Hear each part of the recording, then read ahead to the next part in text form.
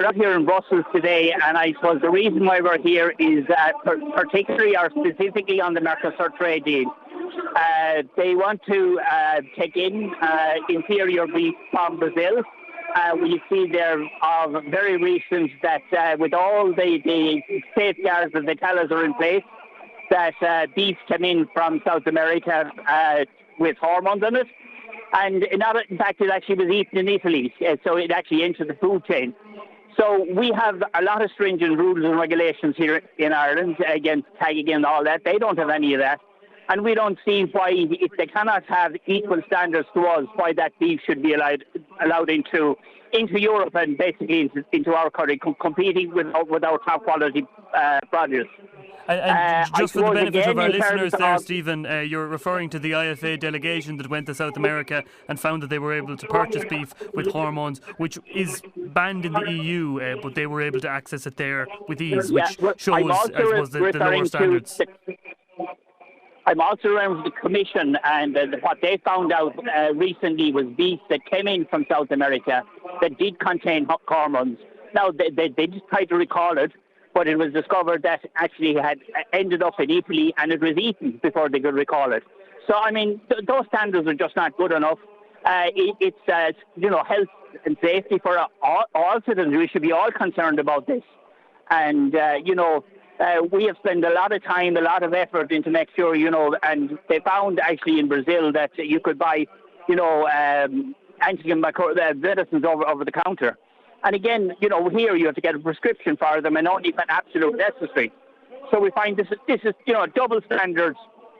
But we do know they want to trade. They want to trade cars down there in South America, but they want to actually at the cost of our beef.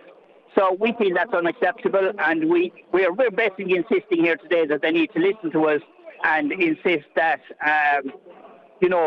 if they want to send beef here, it be as equal quality as ours, and with the same food standards, the same traceability, and all those factors. We're also complaining today about in terms the cut to the budget.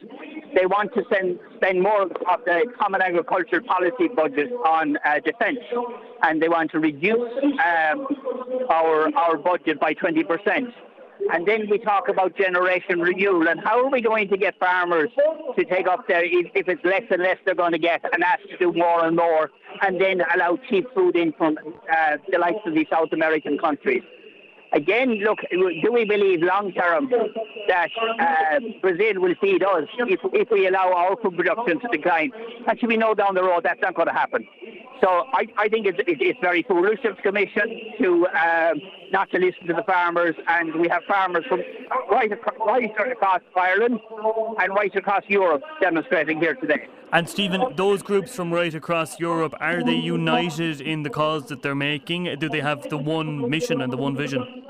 They're united in our mission because they see complete double standards here. They see that there's a kind of a rush. The Ursula von der Leyen wants to run off down to South America and sign this deal at the weekend.